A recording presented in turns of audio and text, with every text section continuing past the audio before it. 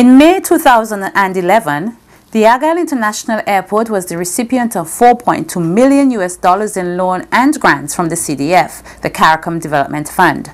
This early loan was used to procure a stone crushing plant, quarry and base lane equipment, which included 5 dump trucks, a paver, 2 rock trucks, 2 front-end loaders, a rock hammer, and the airfield lighting system and generators. On October 9, 2012, the government of St. Vincent and the Grenadines was notified that the CDF has approved a second loan for the Argyle International Airport to the tune of $8,807,400 Eastern Caribbean dollars. This money is to be used for the purchasing of equipment for the paving works and laboratory testing. On Thursday, October 18th, Ambassador Lorne McDonough, accompanied by Lennox Fort, Director of Regional Development Division of the CDF, was welcomed at the IADC for an official tour of the site. Firstly, to get a comprehensive update on the project and to see how their monies are being spent. It was a high-level team from the IADC, including the CEO, Dr. Rudy Matthias, which welcomed them to the site and brought them up to speed. At first, it was an in-house presentation followed by an on-site tour, which is where we joined them. The on-site tour began just outside our soil testing lab and was led at this point by consultant engineer Leonardo Perez with translation assistance from engineer Aluko Dublin. Ambassador, this is what we call the 4th kilometer of the runway. In these areas where we have our main excavation works, and currently we have approximately 600,000 cubic meters of material still to be excavated in this area. We have had considerable progress in this area because we already have the descent of the runway ready for to commence pavement works. We have opened a strip of 150 meters on either side of the center line of the runway. Que son las áreas de seguridad que existen en la pista. Which is the security area, leveraged area in the runway strip. Also, we have installed there in the 1st kilometer the crushing plant, which will produce all the aggregate you need for the asphalt and concrete mix. Yes, and stone base. Hay lugares como este que tenemos a nuestra izquierda. We have areas like this to our left, donde hemos hecho grandes depósitos de material que no sirve para utilizar en la pista. Where we have deposited a large volume of material that is not suitable for airport. Y acá frente a nosotros donde se ve esa depresión es a donde está el And if you notice a slight depression there, there's where the drainage structure is located. That crosses the water from the west to the east of the runway. What about those areas down there where I'm seeing pipes and those part of the drainage too? We're seeing pipe? Right there you see 2 concrete. This is a facility they constructed to cross all the electrical and communication lines under the runway. So by next week, all these lines you see overhead will now pass under the runway. We have had some accelerated progress in this area, but now we just have to concentrate and complete the excavation in rocks. From the 1st kilometer, attention was then turned to the work in the 2nd kilometer of the site. It's the 2nd kilometer. There you have the taxiway located, and similar to the 1st kilometer, you can see the runway area is being prepared, is almost ready to receive the stone base. Here we're also working on some hydraulical structures and the leveling off of the platform areas. So with the arrival of the asphalt plant and the concrete plant, we'll commence the pavement, the actual concrete and asphalt. But for now we'll be laying down the base. You can see also the green areas. This form part of the security strip of the runway, and most of it, the areas that you see green, are already at final level. Only the 3rd kilometer you can see is almost intact. That small hill that you see there is where the petroglyphs are located.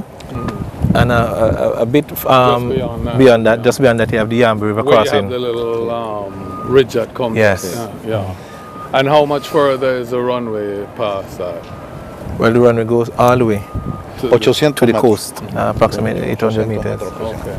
So until they finish the removal of the petroglyphs and the construction of the Yambu River crossing, we'll continue to work, concentrate our efforts on the 1st and 2nd kilometer. And all of these electrical wires now by next week will be underground. Okay. And the rock in the hill where the petroglyphs are located, that rock will be used for the rock fill. Small serial commission. Aquí en este lugar donde está el taller actualmente, debe irse el taller para otro lado porque también se va a excavar el salón. Where we currently have the workshop will be removed to another area, and we have to do excavations in that area also. Estamos planeando moverlo en diciembre. So we are planning to move the workshop in December. Okay. Having seen the progress being made here, it was over to the site of the now fully assembled stone crushing plant for a comprehensive look at some of the equipment that the CDF has financed. This part of the update was led by Chief of the Industrial Area, Mario Junco del Pino, with translation assistance from engineer Luciano King. We have a screen that will classify the size from 19 to 25 millimeters. That is the first screen here, and the second screen, which is the last one, that was the last process, which would bring out the smallest stone. And the last one is also a washing system, so we can wash the stones to be used in the asphalt. And this is the control room. The transformer would be brought in after in the back, and we have the main switchboard downstairs here. From here we would be able to have this. We have the stone base for the structure of the pavement. This is very important in terms of dealing with the raw materials that we need for the concrete and the asphalt also. You have mounted this in about a month. And this is the equipment that will be working along with us. These are all CDF. These are the ones for the bigger stones.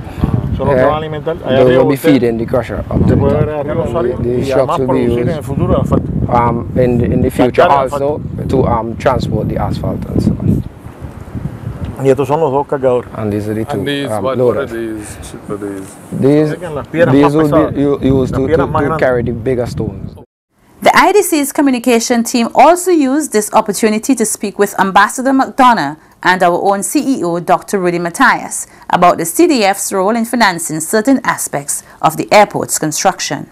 Ambassador, you have been in presentations all morning, getting a really good update as to what we're doing here at Argyle. And you're now on site seeing what they would have been showing you in the conference room. What are your thoughts on what you have heard and seen so far? Well, first of all, it's not my first time here.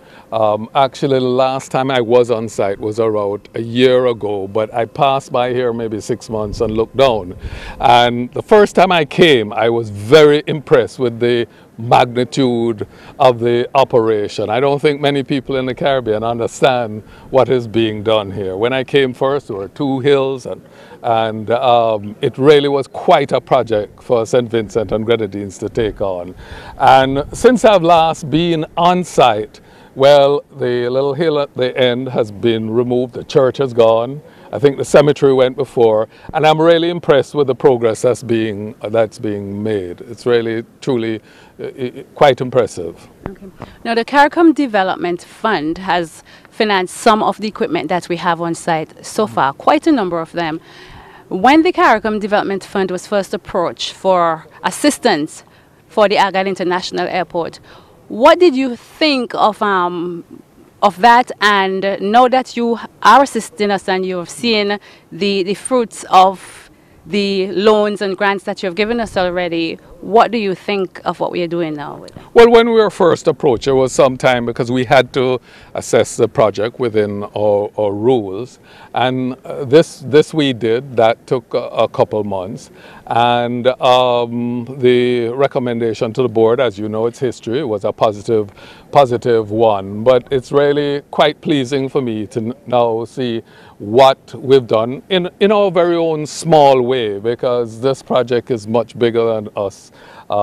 Here we're only contributing a small portion of it, but you know, I would think that even what we do is vital to the completion of the project. So it's good to see these trucks that we have financed, and the crushing plant, which will begin operations shortly. And I'm glad that we were able to participate in some way. And in fact, the board just approved a further loan to St. Vincent and the Grenadines for further work and really for the purchase of equipment to see the project meet its completion schedule. So we're happy to be a part of that. doing what we're supposed to do in helping countries integrate more fully into the CSME and trying to ameliorate disparities within the CARICOM single market and economy.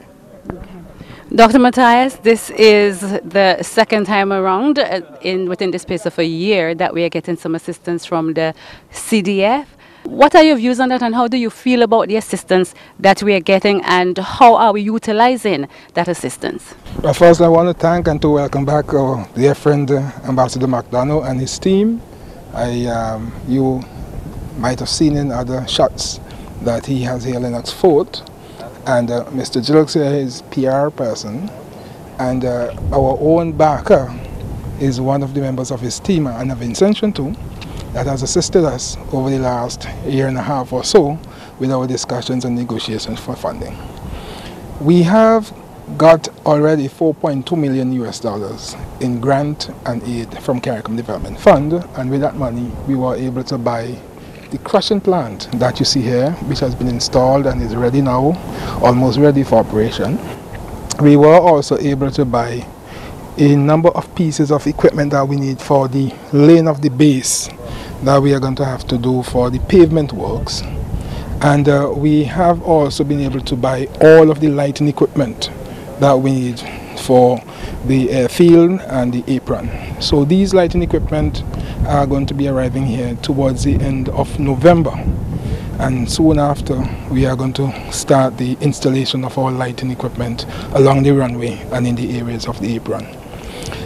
Recently, as the ambassador just said, the board of the CARICOM Development Fund approved another loan for us of $3.2 million or thereabouts, and these monies are earmarked for additional equipment to help with the pavement works that we are going to be doing. The monies are not enough to buy all of the equipment that we need. We are going to have to find funds to acquire an asphalt plant, a concrete batching plant, and we are going to have to also find funding for the cement and the bitumen that we need for the final pavement works. But as of today, we have equipment on hand and now have additional monies to buy most of the equipment that we need for the pavement works, so that soon enough, perhaps early November, once we start crushing the stones, we are going to be in a position to start the actual base laying on the pavement, and those works will continue. And we are now in the process of negotiating funding for the concrete batching plant and the asphalt plant, and we expect that those discussions would result in us having those plants in next year, sometime next year. Having left the site of the stone crushing plant, it was over to our final destination, the site of the passenger terminal building, where Chief Project Engineer Jeffrey Cato awaited us. You see the way the road comes here? The drop-off point will be in that circle there. Just where it... Yeah, when you come in there. And then this will be the road on the outer. And this will be the departure area. And that's the departure area. That is the domestic. That's the arrival. And this was this area that we are on the ground floor will be your departures. That part that is sticking out is part of the VIP area. So everything from the VIP area here is... Is this going to remain like this? No. Where we are standing here is the parking lot. Oh, so you're going to have to level all this has to be leveled out. And it has to be leveled out to about the rain tree. You see that telephone pole? If you pull a line between that telephone pole and about 30 feet above that telephone pole will be the embankment. So we have quite a bit to cut back here. We're hoping to start cutting it down. We were supposed to have started. The soil is easy, so you don't have any problem. You don't have to do any blasting. No blasting. No blasting here. So all of this will be the parking lot up to around where you park? Yeah, up to where it's going to run and going out there and coming out. Okay. So you'll have to come up a slight incline to get in the parking? No, that road is going to be cut down and lined and going to come down. Level it down. Level it down here? Yeah. We're going to, all the way that lamppost, the road is going to be cut down, and there will be a gradient that will take us down to there. Okay. The gradient is only about 12% gradient. Okay, so the parking lot will be on a slight gradient? Yeah, no, the parking lot, well, up to where we're going, but the parking lot has 2 platforms, a lower, lower, and then the road is even lower. Okay, so there's about 3. The first one and up that. I get it. The International Airport Development Company, the IADC, is pleased that the CDF continues to show confidence in the Argyle Airport project and the potential it holds for the overall development of St. Vincent and the Grenadines. For your guided tour to the site, please call us at 458-0333. You can also stay up to date by logging on to our website at www.svgiadc.com, on Facebook at Friends of the Argyle International Airport, and on YouTube at IADC SVG. If you have not yet made your contribution to the airport's development, please do so at the Bank of St. Vincent and the Grenadines, account number 200884.